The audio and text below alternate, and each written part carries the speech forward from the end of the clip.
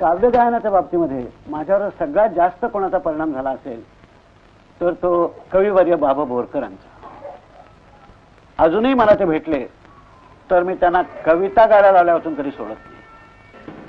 बोरकर, मी पहिल्यांदा तुम्हाला पाहिलं ना त्यावेळी पार्ल्याला, त्यावेळी 10-12 वर्षाचा होतो मी.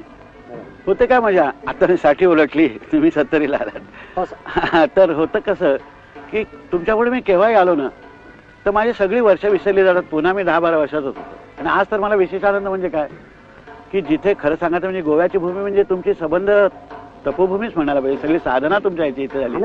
आनंद. ती इथे या नागेशीच्या तळीकडे आपण बसलोय तर आपण पुन्हा वय विसरूया. आणि मला असं वाटतं की तुमचं जे चिरतारुण्य आहे त्यातली अलीकडली तुमची कविता कुठली आहे? अलीकडची समुद्र बिलोरी ऐना सृष्टीला 5वा महिना.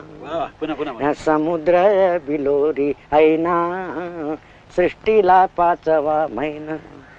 वाकले माडांचे माथे पाण्यात चांदणे नाते. आकाश दिवे लावित आली कार्तिक नवमीची रैना. समुद्र बिलोरी ऐना. कटीस अंजिरी नेसू कटीस अंजिरी नेसू गालांत मिस्किल हसू. मयूर पंखी मधुर डंकी उडाली गोरटी मैना. समुद्र बिलोरी ऐना.